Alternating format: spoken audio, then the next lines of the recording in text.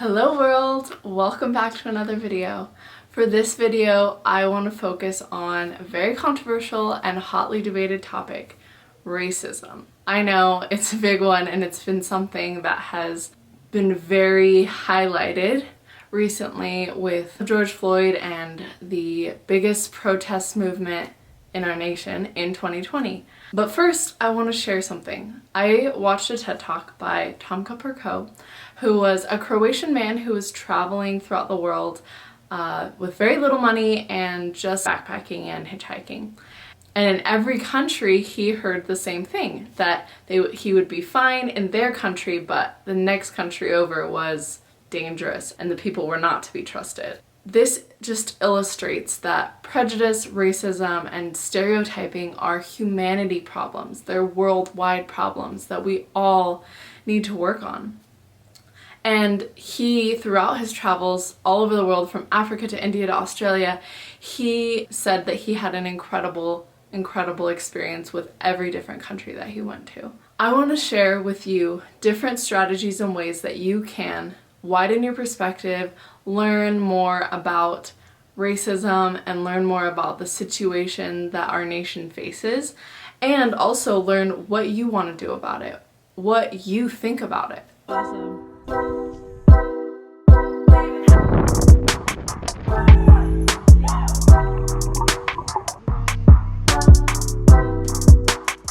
I want this and all of my videos to be accessible for everyone, no matter their race or ethnicity or background or religion or education level or economic status. These videos should have value for every one of you.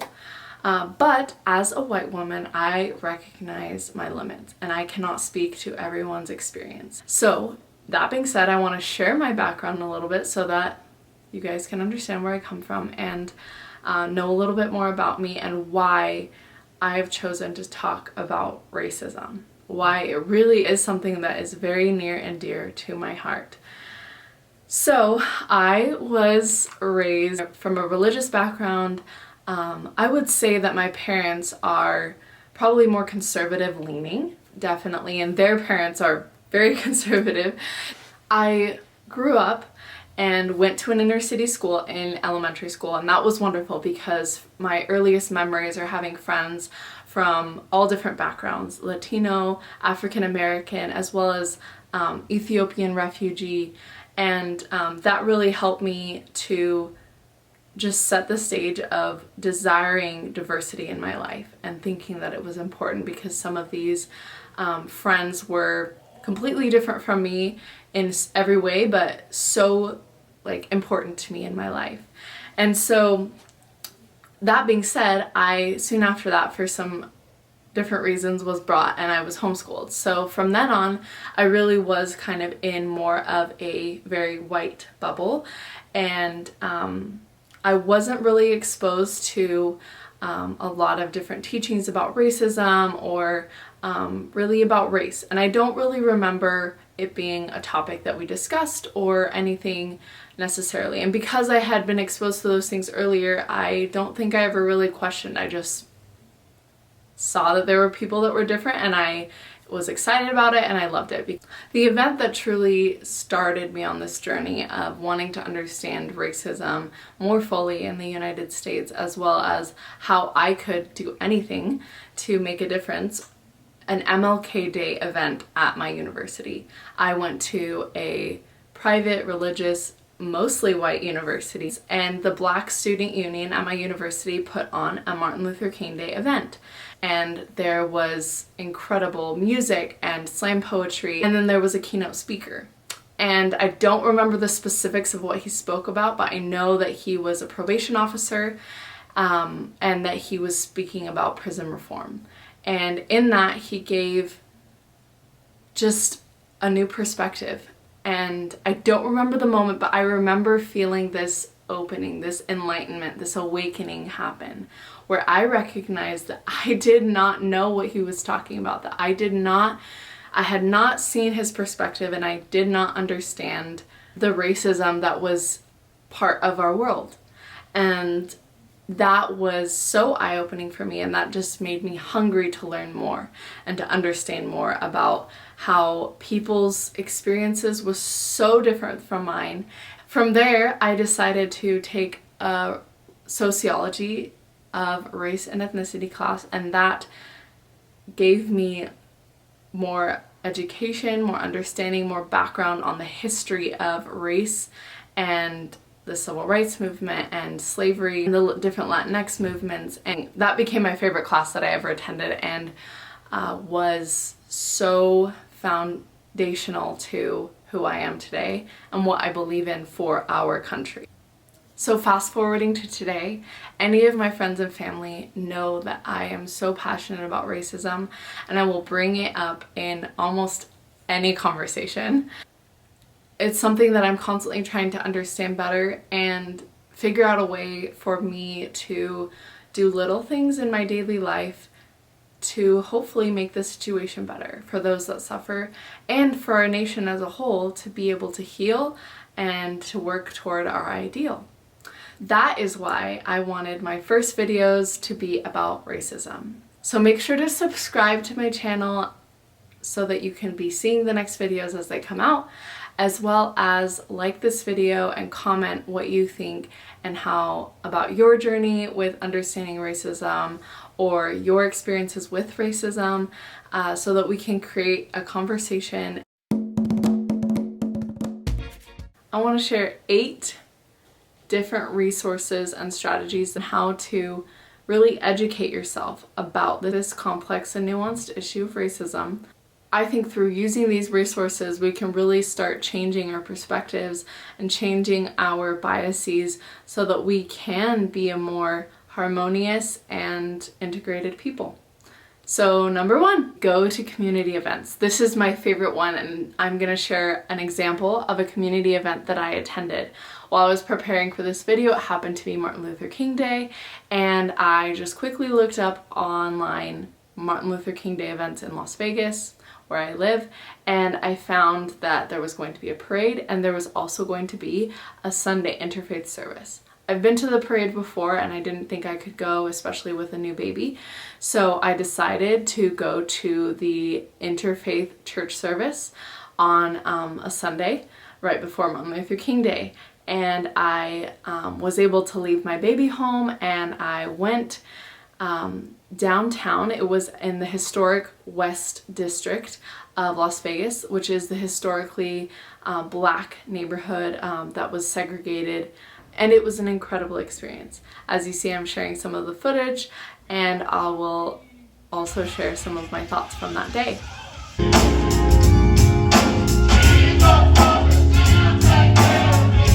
One of the things that the pastor of the church said that I really loved, and says, "I love America. I love America. I'm American,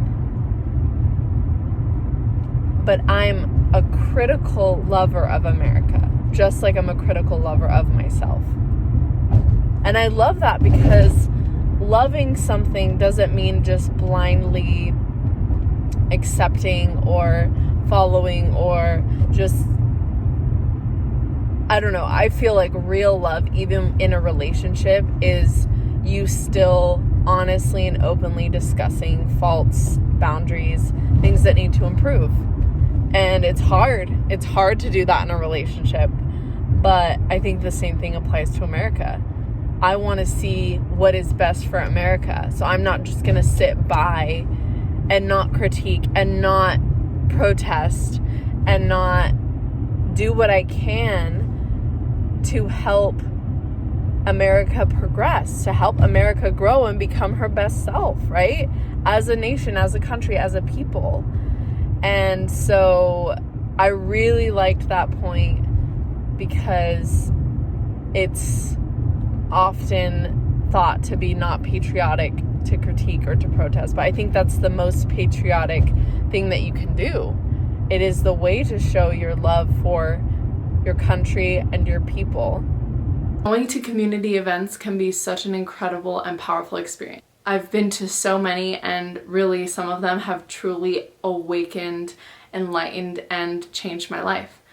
And some of them I've gained friends, some of them have just been a really fun experience. The reason I love community events is it can bring you close to those in your community that are on the forefront of doing racial equality work, that are doing anti-racist work. And so you can not only be learning and have a really fun experience, you can make new friends, but you can also potentially get in touch with those that are doing incredible work in your community, and then therefore find a way that you can get involved. Number 2, historical sites. Whether it be a museum focusing on African American history or the civil rights movement, or memorials commemorating slavery, civil rights, or lynching, there can be so many different places that can truly bring you to the forefront of history, of where history was lived out, or really just give you an interactive exhibit that can really highlight things that maybe you've never learned before. When I was visiting friends in Tennessee, I decided to take an afternoon and visit some of the iconic civil rights movement sites, such as Woolworth's counter, where they had a sit-in. Then I also drove down to Alabama and went to the Legacy Museum and the Memorial for Peace and Justice put on by the Equal Justice Initiative. That is where this shirt is from, and why I chose to wear this shirt, because it symbolizes the Memorial of Peace and Justice, which is a memorial garden that has columns with the names of each person who was lynched in our country by county. And walking through that was immensely horrific, while also being just incredibly moving and solemn to recognize that chapter, that dark chapter of our history. And this is just symbolizes those columns, and was something that I really wanted to remember and bring into my life. Number 3 is watch something. So we all watch plenty of TV and movies, and so in order for us to widen our perspective, we can switch our regulars out for something like a documentary, a docuseries, or even a movie based on real life. Some of my favorites have been The African Americans, Many Rivers to Cross, hosted by Henry Louis Gates on PBS. That was an incredible docuseries that I loved and really helped to open my eyes. Another one that's on Netflix is The 14th, which talks about mass incarceration and is also just incredibly solemn and very educating. And some of my favorite movies based on real life are Selma, talking about the voter rights and Martin Luther King. Marshall, which is about Thurgood Marshall, who was the first African American Supreme Court Justice and his kind of career. And Tubman, which is about Harriet Tubman and her fight for the liberty and freedom of African Americans from slavery. Especially recently from 2020, every streaming platform has a Black Lives Matter series that you can look up and find all of the movies or shows that would be included in that, and that makes it really easy to find something to watch. I'll list the places and the resources that I specifically mentioned so that you can have a place to get started. There are thousands of resources that are at our fingertips through the internet, and I really encourage you to start adding some to your watch list. Number 4, podcasts. When you find a good podcast, you know that it is gold, because in our busy lives, we always are exercising, driving, walking, doing chores, and podcasts are so accessible. We can just put them on and listen and learn incredible things just through listening to a podcast.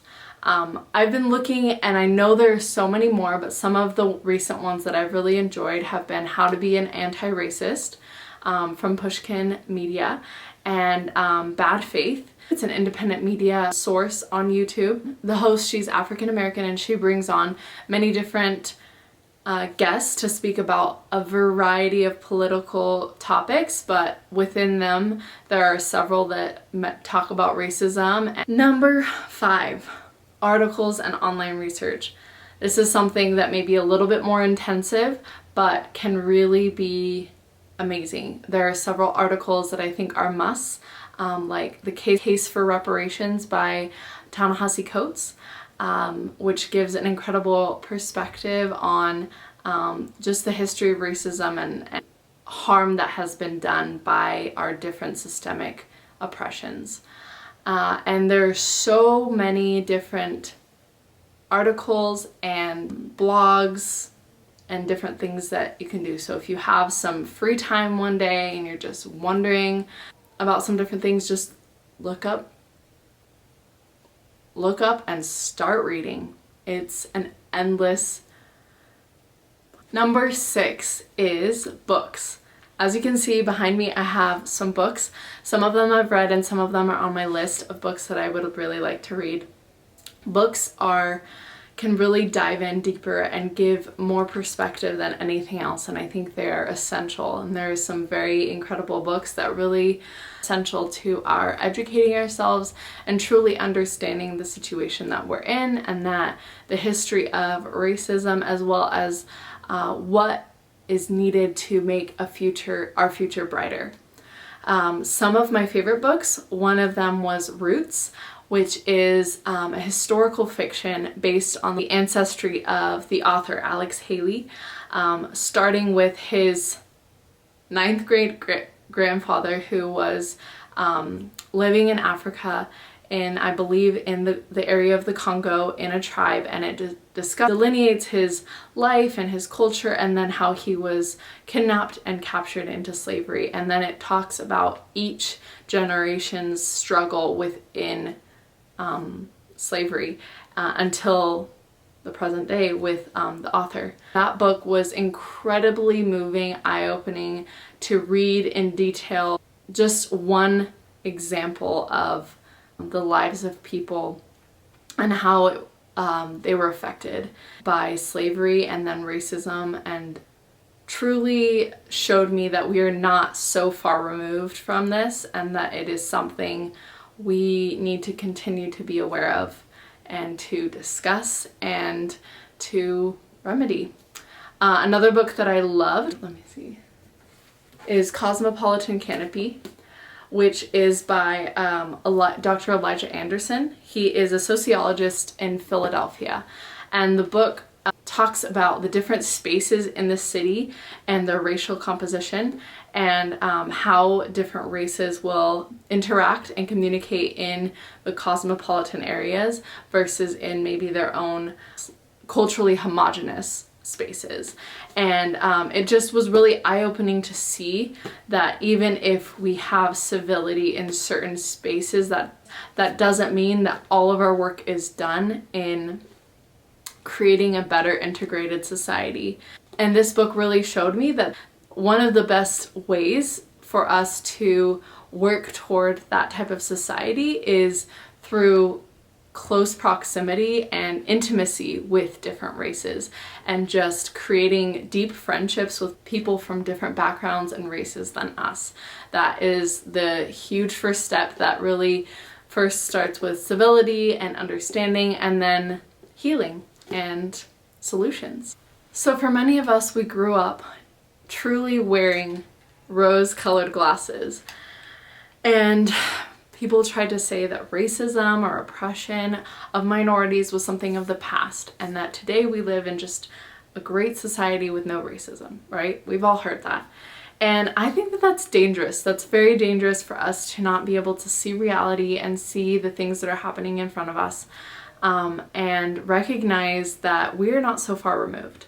That leads me to my next book, which I found at an old bookstore, and it is The Development of Segregationist Thought, and it is a compilation of essays by white supremacists and eugenists who truly believed that America should be white, and they truly advocated for that in their scientific findings and their writings. And so literally it is such a important thing, I think, for us to remember where we're coming from.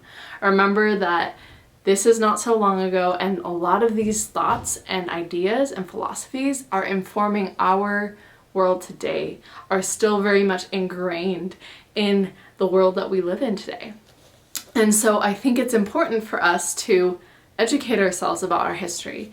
And this is something that I've kind of flipped through and been horrified, because I know that my ancestors probably believed this. And so I have to do that work to make sure that none of this is in my head, and none of this is being spoken or being taught to my child or being part of the way that I live my life. I really think that we need to take off the rose-colored glasses and be aware of our history and our present reality. And that's hard work, right? It's digging deep inside. It's seeing the ugly truths about the world we live in. But it's super important work for us to do. There are so many other books to be reading, and just like with shows, you can look up lists of books that are really recommended to understanding racism, and there are so many incredible suggestions out there. Also, if you don't have time to read a whole book, but you still want to understand the concepts that are being put forth by these authors, you could watch a review on YouTube about that book, or you could listen to the audiobook if you really want to dive in deeply. So those are all incredible ways to just constantly be educating yourself and fit that into your busy schedule. Number 7.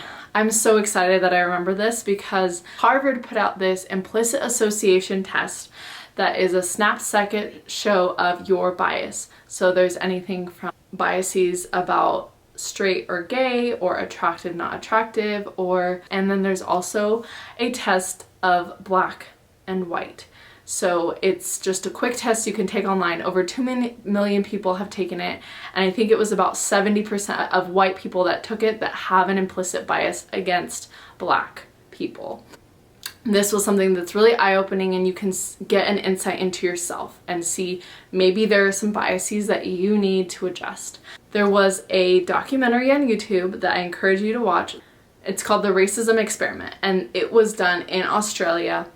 And they also shared that same test that I talked about, as well as the symbolic racism scale, which has different questions that you are scored on, your answers, and it will tell you how on the scale of racism you are. This documentary was also showing how there's a lot of scientists doing neurological experiments, as well as psychological and sociological experiments on how to measure and how to diminish racism.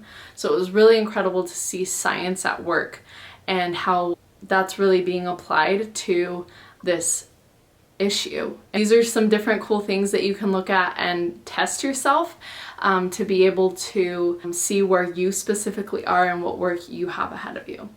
Okay, number 8, and the last one, which I think is the most important one, would be talking to people. Because whether it be that you're talking to a friend or a family member who has experienced racism and you want to understand their experience better, this is something that is indispensable. It's really unmeasurable to be able to hear the experience from someone themselves and what they've experienced.